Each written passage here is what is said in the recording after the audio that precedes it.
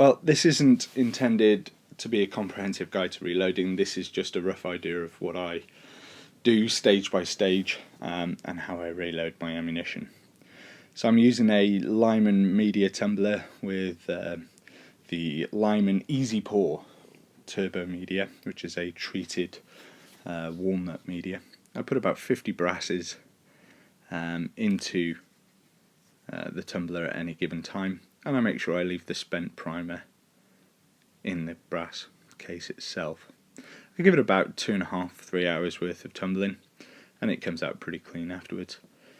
On the right here you can see a cleaned piece of brass and a dirty one on the left. So I use Ziploc freezer bags and put about 50 pieces of brass into that Ziploc bag at any given time, and I use the Lyman Quick Slick Case Lube spray to make sure that I get a good coverage over all of my pieces of brass. And simply spray it into the bag, Ziploc the bag, and mush it about until it's pretty much all covered. So I'm using the Lee Challenger single stage press, and with that I'm using the Lee Pace Setter die set, which comes with some load data, a full length sizing and decapping die, a bullet seating die and a factory crimp die. There's also a shell holder and a powder measure in there. So fitting the full length sizing and decapping die, I just wind back the lock nut at the top, pop it into the press and screw it in.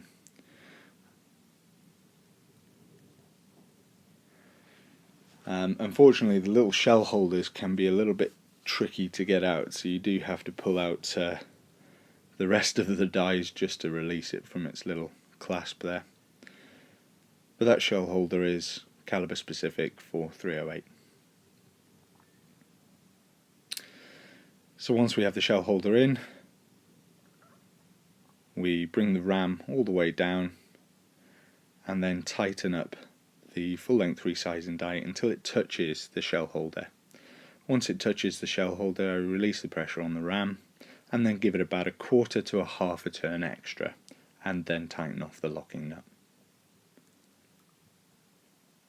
Now that we're ready to start resizing, I put my cleaned once fired brass in there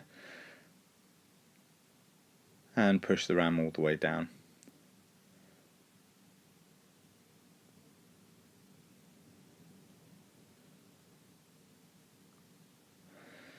So once we've resized our brass, we then turn to the Modern Reloading handbook by Richard Lee for .308 Winchester, and we can see that the maximum case length should be 2.015 inches. So I use a set of digital dial calipers to measure each of the brass. There are other ways of measuring brass, this is just the way I do it. And these brass are all coming in well under. I did find one piece of brass that was just 1/1000th over, so I'm going to use the Lee Quick Trim die for .308 Winchester and the Lee Quick Trim tool to bring off that 1/1000th of an inch. So putting the die in exactly the same way as the full length resizing die. There's a little tray that goes onto the ram to catch all your brass swarf, and then we just pop our piece of brass in, extend the ram all the way up, and then turn the quick trim a few times. Quick measure, and it's come down to 2.015 inches. I did want to show you chamfering and deburring, but for some reason the camera cut out. Okay, so we're going to prime our brass now. The primer pocket is being cleaned. We're using the large primer tool that goes on the ram, and large primers. We're using Winchester primers this time. So we just pop the primer into the tool, and then we lower the ram and gently pop a bit of pressure on it so that the primer seats nicely. We've just got to make sure that that's nice and flush on the back end.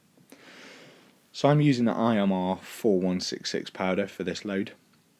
There is no data for it in the Modern Reloading second edition by Richard Lee, so I went onto the website for IMR, and it recommended 42 grains as a minimum start. So using the Lee Perfect Powder Measure and a set of digital scales, I can work my way down to 42 grains exactly. And there we are, 42 grains. Small funnel goes over the top of the brass, and we pour in our 42 grains. Sometimes it does stick a little bit, or it doesn't really flow particularly well. But once it's all into the cartridge there and we've had no spillages, then we're ready to go, and we're ready to seat our bullet. This is the Lee bullet seating die. Again, it's a case of fitting it in the same way as the full length sizing die.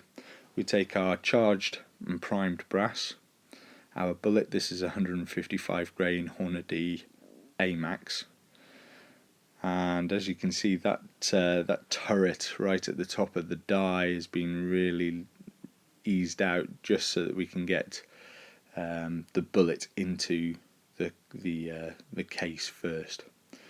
As we go, we're going to just very slowly work our way down with the bullet, turning the die and reducing the overall length of the bullet bit by bit until we get the right length. So the maximum, or sort of rather the minimum overall length for this case is 2.810 inches.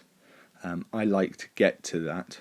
I don't want to go below it, but I like to get my bullet seating pretty much to the 2.810. So this is a little bit of a trial and error, doing it bit by bit.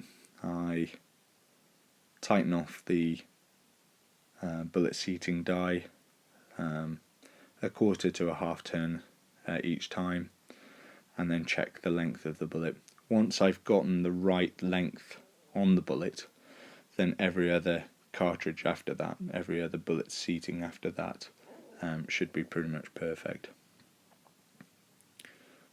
These AMAX bullets have a very, very fine point to them, so they're absolutely a bit of a so-and-so to get into the dial calipers, but here we're pretty much there. We're at 2.8115 inches, and I've just turned it a fraction, or tightened it off a fraction, and we're now going to be at the 2.810 that we were looking for.